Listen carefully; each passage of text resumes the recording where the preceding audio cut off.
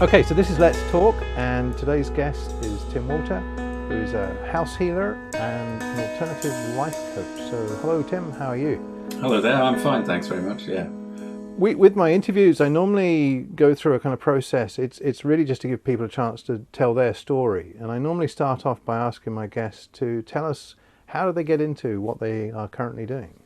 So yeah, house healer and alternative life coach, it sounds completely bonkers.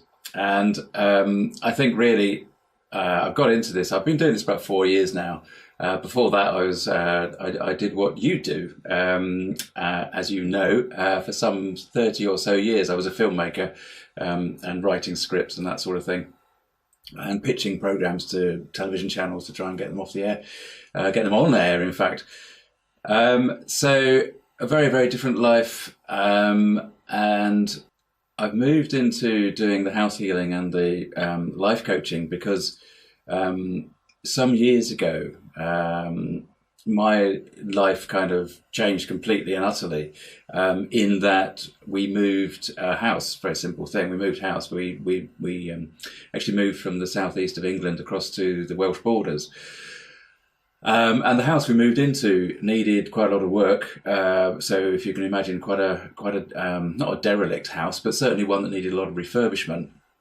And there was part of it that was really, really quite run down and almost was derelict. It certainly had no heating. It had no decoration in it whatsoever. It had been used as a storeroom, like an outhouse for 20 years or so, easily. It was a mess, and it was really, really unpleasant in there. And in fact, we discovered we were approached by what people usually call a ghost. So I mean, there's no easy way to say this. That's all it is. We were approached by what was perceived as a ghost, and now there are all sorts of things and all sorts of ways of trying to explain the paranormal, and we had never really particularly paid much attention to this sort of thing up to that point in our lives. And suddenly there was this opportunity, actually is the only word that I can sort of use, to change our perspective on life. Now I'm saying our because my wife was very much along for the journey as well, in this whole perceptual change that we were going through. How would you describe your life before that event?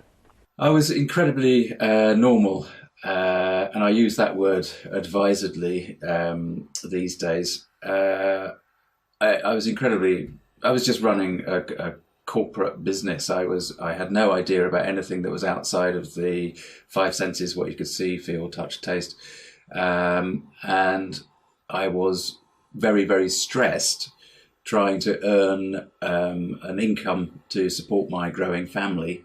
And caught up in the rat race of doing that. I was also in a circumstance and an environment in an industry where I was required to be a very extrovert character, and that's not me as a person. I'm a very shy person, very introverted. But as a director of video programs, or somebody that's producing a conference and running a conference, I had to be very visible, had to be very much out there, very much gregarious, and that really isn't my nature. So I was very, very stressed on many, many levels. And in fact, I had, before we moved house and this extraordinary experience occurred to us, I had been to see a therapist to try to learn some relaxation techniques, which indeed did help. But I was also at that point busily on my way to drinking myself into an early grave as well, which wasn't particularly helpful at the time. Okay, so again, the constraints of this world basically sort of hammering away at you, and kind of in a way kind of pulverizing you, because I kind of know that kind of process. I've worked the same way as an editor. I've been under stress, working long hours, found myself in hospital a few times, just trying to cope with the everyday requirements of work. So then you move to this house and you're approached by something from your perspective which is unusual. Tell us about how your perceptions of that event, how did they first happen? What did you see or hear or feel? It it seems really, really banal looking back on it, and this is one of the reasons why it didn't strike us at the time as being like, oh my God, there's something going on that's very weird. It was nothing like the sort of impression that one gets from the media or from feature films or television of paranormal type of activity.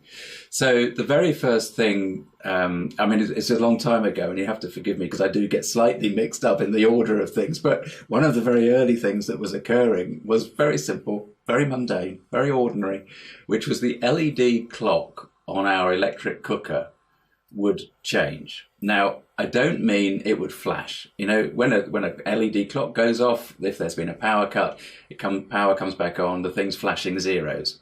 That wasn't what our clock was doing. What the little clock was doing was just changing time.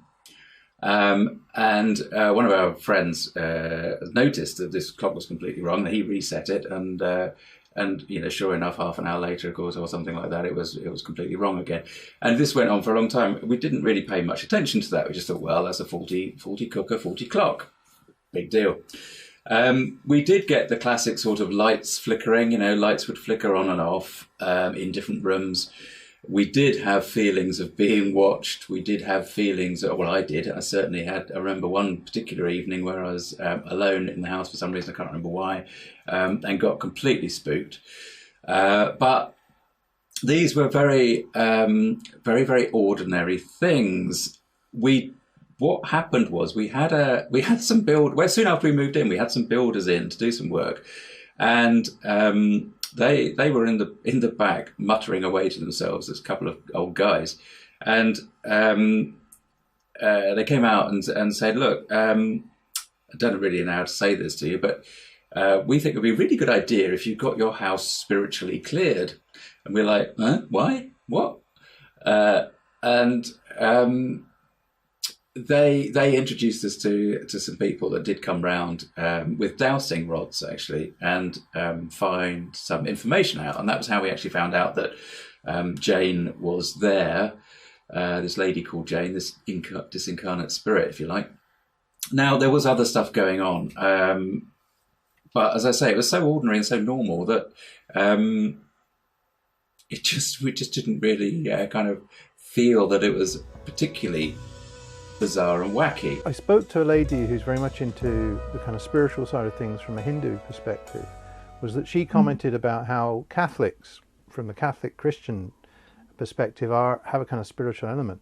A lot of times when couples move into new homes, they actually call the priest out to bless the house with holy water. And the idea is to encourage any spirits that are in the house to move out so that you can start afresh. Right. So again, that story is not an unusual story. She also mentioned the fact that in the Catholic Church you have exorcists. You know, deliberate. So there is this recognition that there is the kind of spiritual world, and there is a kind of potential conflict with what's going on. Now, that's our perspective. That's not necessarily your perspective, but it'd be interesting.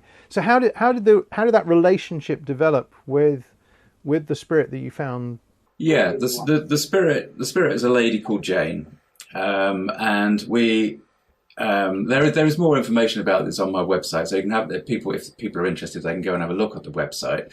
When these ladies came round to investigate what was going on in the house, one of the first things they said was, "Oh, you've got a dragon line here."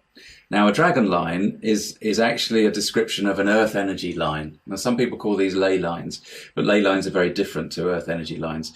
So the first thing that we were told was that we had these earth energy lines, this dragon line at the back of the house. They doused it, they explained. They also did comment and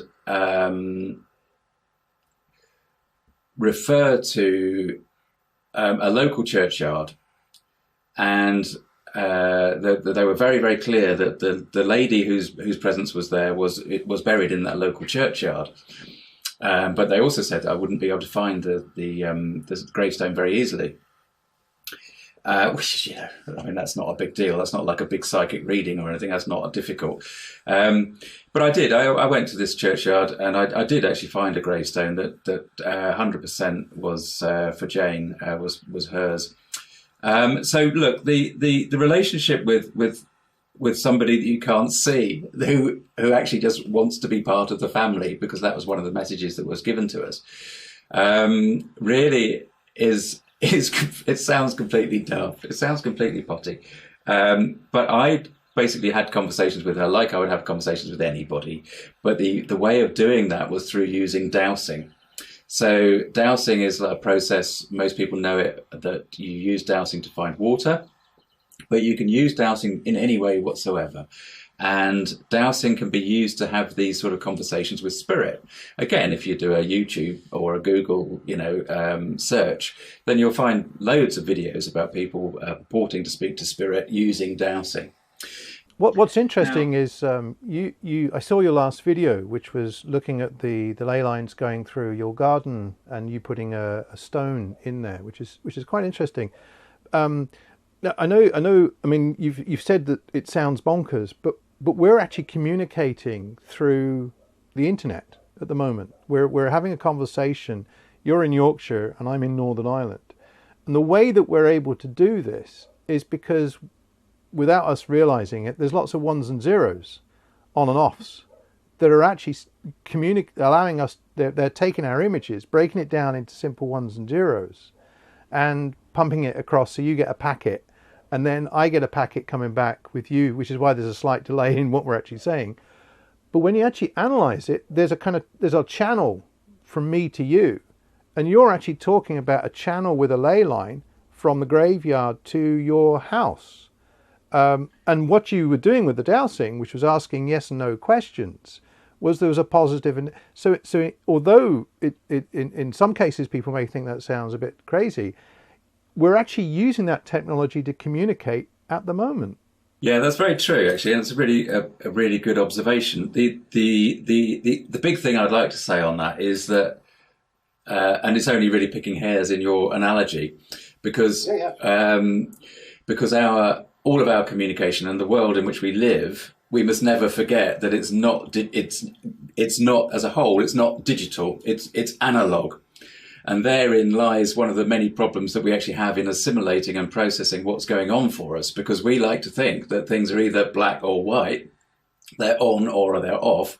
This approach applies to everything, or this approach applies to everything. And of course, that's not the case. And particularly when one is dealing with spirit energy and working with things that are on the very fringes of the physical perception, then it's very much about this waveform, about the ability to tune in at certain points or not tune in, at some other times. It's not only about how we're feeling and how we're attuned to them, but also about what's going on for them, because I used to say to Jane, look, I mean, this is great. This is really difficult for me to understand what's going on here. I'd be holding the rods like this and there'll be things going on. And and I'd say, look, this is just not something that I'm used to experiencing. It's so wacky, it's so weird. And she would just say, you should see it from my point of view.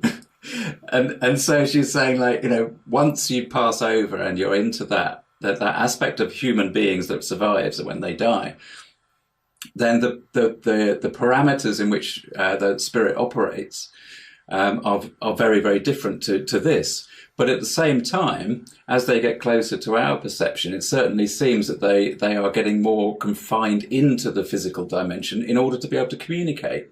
Because one of the big things, of course, about spirit world and about the management, as my dear mentor used to regard them, is that time is not an issue on their side of things. It's a completely different concept to being so linear down here. And of course, if we're having a conversation with the spirit, then clearly time is significant, because otherwise the sentence would not, would be a jumble. But what's also interesting in that respect is that when one does start to really explore and open up the channels and the pathways to spiritual energy of any sort, so even let's say go hug a tree, right? The information, the emotional response that you can get from that contact with the tree, there's also a mental aspect to it. And if you're sufficiently tuned into that tree, another bonkers alert, then you can have a conversation with that tree, and it comes to you as the human being as what we call a download. So it's like a packet of energy, which, using your term, is like, okay, well, assimilate that. And so it's really quite difficult to actually take that packet of energy on board, take that information on board, and string it out in a way into a sentence, which is what you actually do. I remember that there was a conversation I had with an oak tree, right? It was a very short conversation because I was sending this oak tree love because it needed it. It was in a really, really bad way. And what I got really loud and clear as a download was, spare your compassion. And he just said, I don't want this. I don't want this stuff. You don't need to do this. I'm fine. I'm here. I have my problems, but I'm here. And I'm very happy being here. And that was one of the most bizarre things that ever occurred to me.